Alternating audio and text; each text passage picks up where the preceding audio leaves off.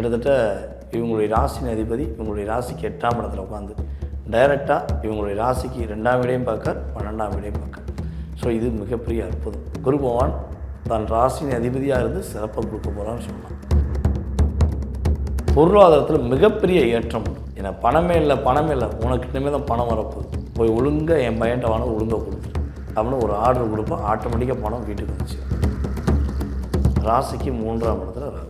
So இவங்க பார்த்திங்கன்னா இவங்க எடுக்கிற முயற்சிகளில் கொஞ்சம் வெளிப்படையாக சொல்லாமல் கரெக்டாக ஃபாலோ பண்ணாங்க வெற்றி. இவங்க சொல்லிட்டு செஞ்சாங்க தடுமாற்றம். இது தனுஷ் ராசிரியர்களுக்கு குரு பயிற்சியில் குரு பகவான் என்னெல்லாம் கொடுக்க காத்திருக்கார். தனுஷ் ராசி அன்பர்கள் பார்த்திங்கன்னா நம்மளுடைய காலச்சக்கரத்துக்கு 9ஆம் இடம். ஸோ அந்த 9ஆம் இடத்த அதிபதி இப்போ டைரெக்டாக இவங்களுடைய ராசிக்கு 8ஆம் இடம். ஸோ தனுஷ் ராசிக்கு அதிபதியே குரு தான். அவர் தான் போய் என்ன பண்ணுறாருன்னா இவங்களுடைய ராசிக்கு 8ஆம் இடத்துக்கு போகிறார். ஸோ இந்த ஒரு இடத்துல மட்டும் ஒரு விதி விலக்குன்னு சொல்லுவோம். ராசியின் அதிபதி 8ஆம் இடத்துக்கு போகிறது கொஞ்சம் பிரச்சனை, போராட்டம் அப்படிலாம் சொல்லுவோம். ஸோ ஆனால் இவங்களுக்கு மட்டும் அவர் உச்சம் பெற்றுருக்கார். அவருக்கு பிடிச்ச வீட்டில் போய் உச்சம் பெற்றுருக்காரு இவங்களுக்கு யோகம் அப்படின்னு சொல்லுவோம். ஸோ கிட்டத்தட்ட பார்த்திங்கன்னா பொதுவாகவே தனுசு ராசிக்காரங்க எல்லாருக்கும் ஒரு உயர்ந்த நிலை போகிறதுக்கு கூட இருக்கவங்க எல்லாருமே ஒரு உயர்ந்த நிலை போகிறதுக்கு ஏற்றி விட்ட ஏனியாக தான் இருந்திருக்காங்க.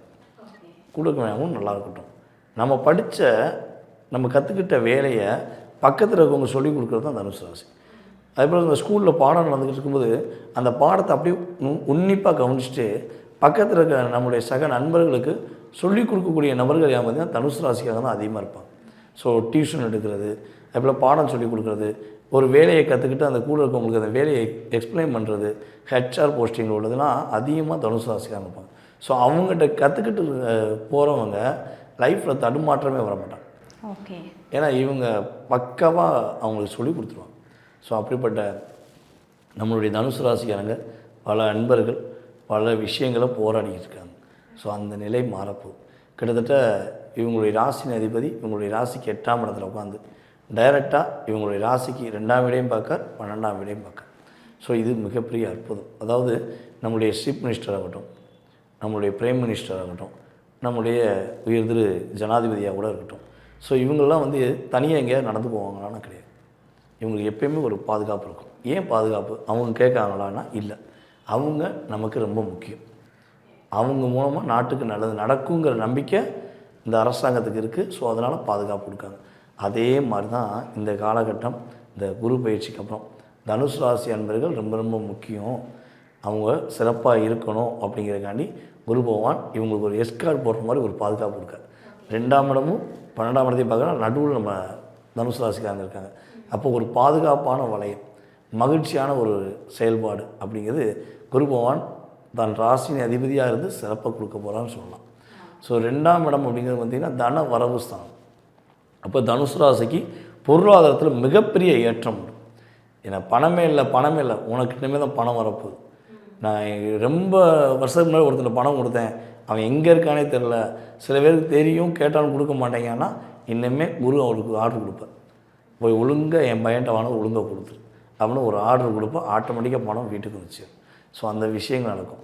குடும்ப உறவுகளுக்கு இனிமே தான் இந்த இவங்களுடைய தனுசு ராசி குடும்ப உறவுகள் இனிமே தான் மதிக்க போகிறாங்க, பாசம் காட்டுவாங்க, புரிஞ்சுக்கிற போகிறாங்க, பொறுமையாக நிதானமாக இவங்களுக்கு நிறைய விஷயங்களுக்கு செயல்படுத்தி கொடுப்பாங்கன்னு உறுதியாக சொல்லலாம். தனுசு ராசியில் யார் யாரெல்லாம் சொந்த வீடு கட்டணும்னு ஆசைப்படுறாங்களோ வீடு கட்டக்கூடிய பாக்கியம்.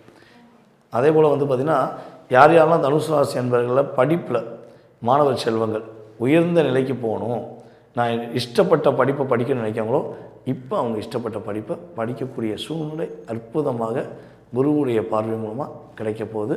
வெளிநாடு பயணங்கள் போகணும்னு ஆசைப்படுற தனுசு ராசி இந்த இடம் போயிட்டு வருவாங்க. ஏன்னா 12ஆம் இடத்தை குரு பார்க்க. அப்போ 12ஆம் இடம் பார்த்திங்கன்னா சுப விரயஸ்தானம், அதே போல் வெளி மாநிலம் வெளிநாடுக்குரிய ஸ்தானம்.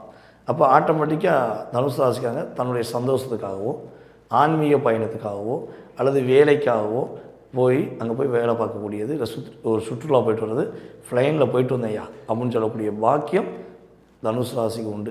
நான் வெளிநாட்டில் இருக்கேன் சார், நான் இந்தியாவிலேருந்து போயிட்டேன், இல்லை வேறு ஏதோ ஒரு கண்ட்ரிலேருந்து அவங்களுடைய அதாவது சொந்த நாட்டிலேருந்து வேறு நாட்டில் தான் இருக்கேன், எனக்கு சிட்டிசன் கிடைக்குமா கொஞ்சம் சொல்லுங்கள் அப்படின்னா இந்த குரு பயிற்சிக்கு அப்புறம் யார் யாரெல்லாம் அந்த நாட்டில் இருக்கக்கூடிய நாட்டில் சிட்டிசன் வாங்கணும்னு ஆசைப்படுறாங்களோ அற்புதமாக சிட்டிசன் வாங்கி சிறப்பான விஷயங்களை செயல்படுத்தக்கூடிய ஆற்றல் நம்முடைய தனுசு ராசி என்பவர்களுக்கு குரு பகவான் பஞ்சம் இல்லாத வாழ்க்கை, அற்புதமான வாழ்க்கையை கொடுக்க முடியும். Okay sir, super.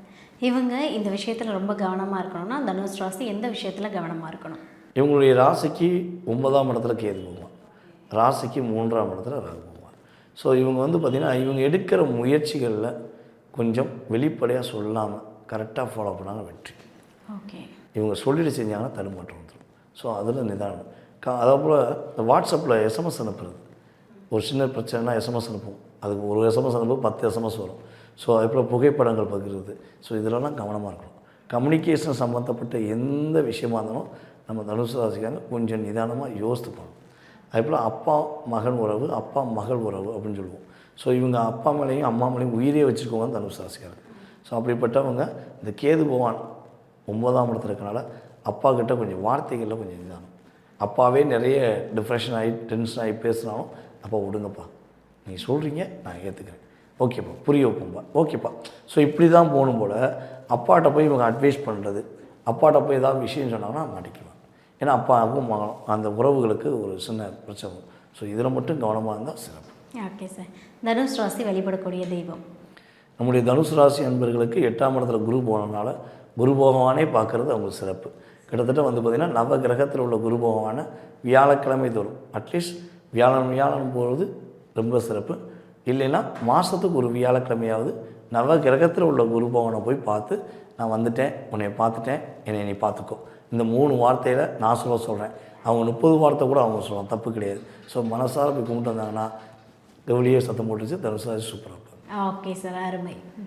பொதுவாகவே பார்த்திங்கன்னா நம்மளுடைய நவகிரகங்கள் என்று சொல்லக்கூடிய 9 கிரகங்கள். ஸோ இதில் 9 கிரகங்கள் பார்த்திங்கன்னா 2 கிரகங்கள் நிழல் கிரகங்கள். அதாவது ராகு பகவானும் கேது பகவானும் நிழல் கிரகங்களாகவே கருதப்படுறாங்க. ஸோ மீதி உள்ள 7 கிரகங்கள்னு சொல்லுவோம், இது ரியல் கிரகங்கள். ஸோ இந்த கிரகங்கள் பார்த்திங்கன்னா மிக சுப கிரகம் அப்படின்னு சொல்லுவோம். அதாவது டோட்டலாகவே சுபத்தன்மையில் உள்ளவர் நம்முடைய குரு பகவான். ஸோ அப்படிப்பட்ட குரு பகவான் இந்த 2026 ஜூன் மாதத்தில் கரெக்டாக நம்முடைய மிதுன ராசியில் இருக்க குரு பகவான் கடக ராசிக்குள்ளே வரும். அதாவது காலச்சக்கரத்துக்கு 4ஆம் இடம். ஸோ இந்த 4ஆம் இடம் ஏன் மெயினாக சொல்கிறோம்னா, இந்த 4ஆம் இடத்துக்கு வரதான் மிகப்பெரிய ஒரு யோகம். கிட்டத்தட்ட 12 வருடத்துக்கு ஒரு முறை தான் கடகராசிக்குள்ளே தன்னுடைய உச்ச வீட்டுக்கு வருவார். கடகராசியில் குரு பகவான் உச்சம்னு சொல்லுவோம். ஸோ எப்பயுமே நல்லது செய்கின்ற குரு பகவான் இப்போ ரொம்ப ரொம்ப நல்லது செய்யப்படும். ஸோ அப்படிப்பட்ட தன்மை தான் இந்த குரு பயிற்சி மூலமாக உலகியல் ரீதியாக நிறைய மாற்றங்கள், நிறைய முன்னேற்றங்கள் நம்மளுடைய 12 ராசி நேயர்களுக்குமே எது கிடைக்கல, எது எனக்கு கிடைச்சா நல்லாயிருக்கும், எது என்னை விட்டு போனால் நல்லாயிருக்கும் அப்படின்னு ஒவ்வொருத்தவங்களுக்கும் ஒவ்வொரு எதிர்பார்ப்புகள் இருக்கும் இல்லவா? அந்த எதிர்பார்ப்புகளை நிறைவேற்றக்கூடிய தன்மையில் குரு பகவானுடைய அற்புதமான பார்வைகள், உச்ச வீட்டிலேருந்து அவருடைய அற்புதமான பார்வையான 5ஆம் பார்வை, 7ஆம் பார்வை, 9ஆம் பார்வை. ஸோ இந்த 3 பார்வைகள் மூலமாக படாத பாடுபடக்கூடிய என்னால் வாழவே முடியல அப்படின்னு நினைக்கிற எந்த நேர்களாக இருந்தாலும் சரி, அவங்களுடைய வாழ்க்கையில் ஒரு நேர்த்தியான ஒரு வாழ்க்கையை அற்புதமாக அமைச்சு கொடுக்கக்கூடிய செயல்பாடு இந்த குரு பயிற்சிக்கு மேலும் உண்மையிலே சூப்பர். Okay, super.